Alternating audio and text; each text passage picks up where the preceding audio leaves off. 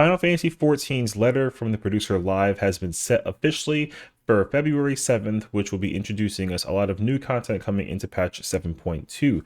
And below, I have some of the bullet points that were taken from the interview that they had in relation to the live letter, and we can cover some of this real quick. With patch 7.2 in mind, they are apparently bringing out some interesting stuff where you can only find in the patch 7x series.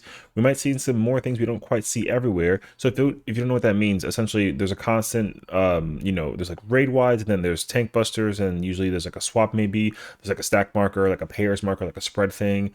Usually the mechanics for the raids are very unique and interesting in terms of how they function, and they did an incredible job this time. So seeing what this looks like will be very interesting.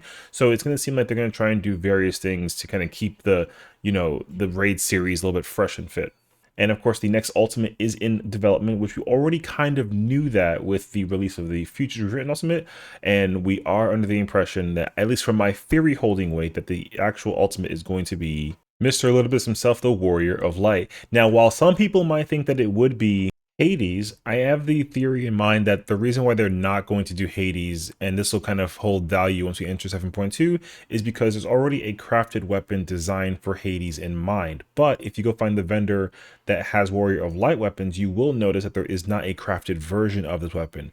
Additionally, they have been releasing the weapons for Ruby, Emerald, and recently Diamond, and they actually skipped Warrior of Lights. So that gives me the impression that they're going to use the base model for Warrior of Light for the upcoming Ultimate.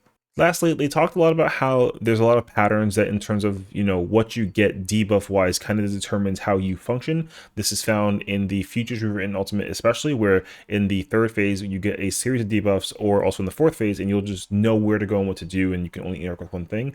They are apparently bringing those kinds of indicators down, and it's going to be more focused on paying attention to the actual screen of what the boss is doing.